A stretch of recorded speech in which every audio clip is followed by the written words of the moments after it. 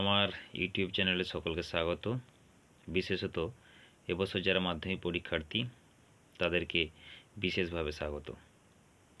আপনারা সকলেই জানি যে মাধ্যমিক পরীক্ষা সামনে চলে এসছে, আর কয়েকটা দিন মাত্র হাতে গোনা বাকি।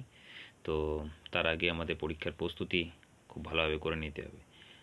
তো তোমাদের মাধ্যমিক পরীক্ষার্থীদের এই প্রথম বড় পরীক্ষা, তাই তোমরা অনেকে একটু নার্ভাস ফিল করছো, কিন্তু আমি বলবো নার্ভাস ফিল করার কিচ্ছু নেই। তোমরা খুব ফ্রি মনে থাকো, খোলা মনে থাকো, চিন্তা নেই। মাধ্যমিক পরীক্ষাতে এমন ভয় পাওয়ার কিছু নেই।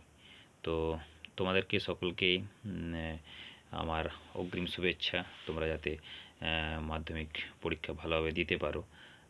তো তার আগে একটা কথা বলে রাখি, তোমরা আমার এই চ্যানেলটা যারা নতুন এসছো তারা অবশ্যই সাবস্ক্রাইব করে দেবে এবং লাইক করবে। আর যদি তোমাদের কোনো অসুবিধা বলে কিছু মনে হয় তাহলে অবশ্যই কমেন্ট করে জানাবে আমায়। তো যাই হোক, আমি আজকে শুরু করছি মাধ্যমিক পরীক্ষা, আর মাত্র কয়েকটা দিন বাকি। তার আগে তোমরা কীভাবে প্রস্তুতি নেবে। তো আমি বিশেষত বাংলা শিক্ষক, যদিও আমি একাদশ দ্বাদশ শ্রেণীর দর্শন বিষয়টা পড়াই, তো আমি বাংলা বিষয়টার উপরে বলছি বিশেষত। তার সঙ্গে আমি কিভাবে তোমরা অন্য সাবজেক্টগুলো অনুসরণ করবে, কীভাবে পড়বে, এখন এই কয়েকটা দিন তো বাকি, কীভাবে তৈরি হবে সেটা অবশ্যই জেনে রাখা ভালো। বা আমি আমার সাধ্যমতো চেষ্টা করছি তোমাদেরকে বুঝিয়ে বলার, বা পরীক্ষাটা কীভাবে দেবে, পরীক্ষাটা বসার আগে কী কী কাজ করতে হবে তোমাদের, সেগুলো অবশ্যই ভালোভাবে একটু জেনে নাও। তো বলছি যে পরীক্ষার বিষয়টা আগে বলে দিই, তারপর আমি তোমাকে বলছি তোমাদের অন্য সব বিষয়গুলো নিয়ে আলোচনা করছি। তো পরীক্ষা দিতে যাওয়ার আগে তোমরা তার আগের দিন ব্যাগে তোমাদের থলিতে আর কি নিয়ে যাওয়ার, থলিতে admit card, registration card, pen, জ্যামিতি বক্স, তোমার পেন্সিল, মোছা, পেন্সিল, মানে যাবতীয় আর কি লেখা আছে সমস্ত জিনিসপত্র সঙ্গে করে নিয়ে যাবে অতি অবশ্যই, ভুলো না। তো যাই হোক, ওগুলো নিয়ে প্যাকেজ ঠিকমতো করে নেবে, সেটা আগের দিন করে নিও। আর পরীক্ষার হলে গিয়ে ঠিক সময় মতো পরীক্ষার সময়ে ঠিক সময়ে আর কি পৌঁছে যাবে। তো একটা কথা, পরীক্ষার কোশ্চেন পেয়েই বা তো অনেকেই অস্থির হয়ে যায় যে কী করবো আমি, কী লিখবো এরকম। তো এত ঘাবড়ানোর কিছু নেই। তোমরা ঠিকঠাক জায়গায় নাম, রোল নাম্বার, তোমার রেজিস্ট্রেশন নাম্বার ঠিক মতো করে লিখবে, ঠিক জায়গায় মাথা ঠান্ডা করে। আর তারপর যখন তুমি কোশ্চেন পাবে, কোশ্চেন পেয়ে ভালো করে কোশ্চেনটাকে পড়ে নিও, ঠিক আছে? কোশ্চেনের মধ্যে কোন উত্তরটা চেয়েছে, প্রশ্নটার মধ্যে কোন উত্তরটা তোমার কাছে চেয়েছে, সেই উত্তরটা দেওয়ার জন্য চেষ্টা করবে, ঠিক আছে? অতএব ঘাবড়ানোর কিছু নেই, সবাই ঠান্ডা মাথায় থাকো, ঠান্ডা মাথায় পড়াশোনা করে যাও। তো আমি একটা কথাই বলবো তোমাদের, বিশেষত বাংলা বিষয়টা নিয়ে আমি শুরু করি। যেহেতু আমি বাংলা শিক্ষক, তাই বাংলা বিষয়টাকে তোমরা সারা বছর ধরে পড়ে এসছো, অনেক নোটস পড়েছো, অনেক শর্ট কোশ্চেন পড়েছো। তো এখন তোমরা সবচেয়ে আগে এখন প্রায় প্রতিদিন একটা নিয়ে করো যে টেক্সটটাকে ভালো করে পড়তে হবে। কারণ শর্ট কোশ্চেনগুলো একটু বর্তমান এই কয়েক বছর একটু ঘুরিয়ে পেঁচিয়ে আসছে, ঠিক আছে? তো তার জন্য টেক্সটটাকে ভালোভাবে পড়তে হবে।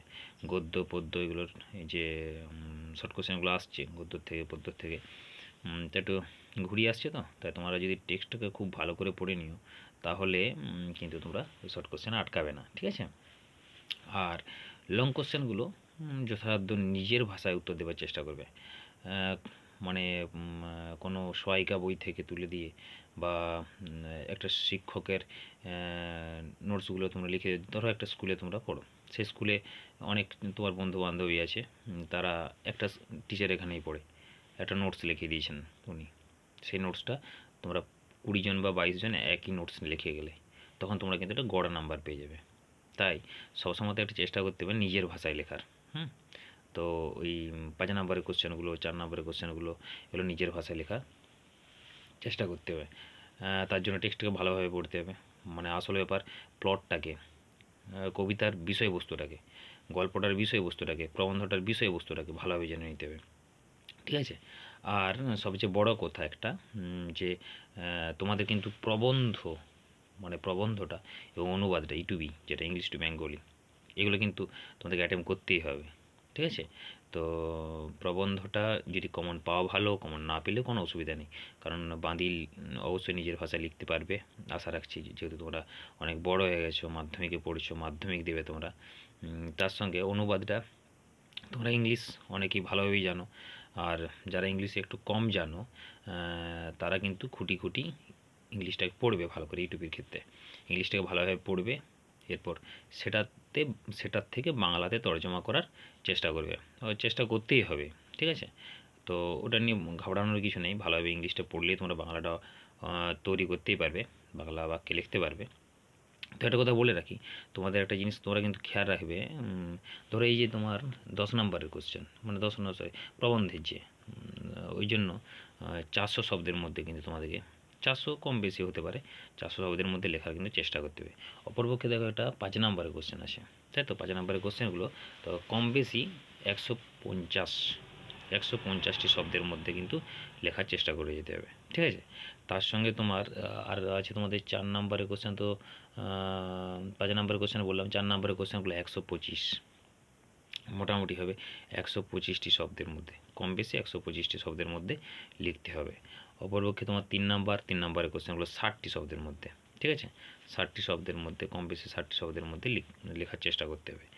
আর 1 নম্বরের জন্য কম বেশি 20টি শব্দ, এটা যেন মনে থাকে, মাথায় থাকে। 1 নম্বরের কোশ্চেনের জন্য তুমি কিন্তু 80টা শব্দ ব্যবহার করতে পারো না, এটা একটা রুল আছে। তাই তোমরা যথাসাধ্য চেষ্টা করবে যে ওই শব্দগুলোকে মেনটেন্স করার, মানে ওই শব্দগুলোর মধ্যে যেন মোটামুটিভাবে থাকে, ঠিক আছে? আর সবচেয়ে বেশি নাম্বার পাবে এই জন্যই আমি বলতে চাইছি যে তোমরা কিন্তু নিজের ভাষায় উত্তর দিও। আর সবচেয়ে বড় কথা হচ্ছে পরিষ্কার করে লেখার চেষ্টা করবে, হাতের লেখা যাদের খুব খারাপ তারা একটু ফাঁকা ফাঁকা লিখবে, তাহলে পড়তে, শিক্ষকদের পড়তে অসুবিধা হবে না।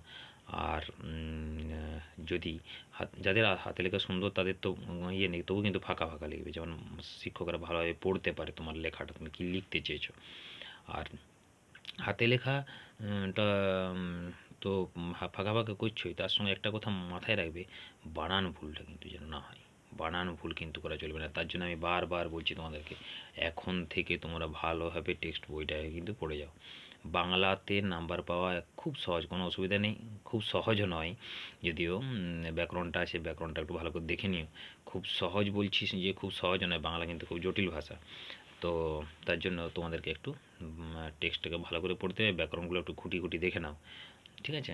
ব্যাকরণ অংশটাও একটু খুঁটি খুঁটি দেখে নাও, তাহলে কিন্তু বাংলাতে অটোমেটিক্যালি নাম্বার 90+ চলে আসবে, 90, 95 এরকম চলে আসবে, ঠিক আছে?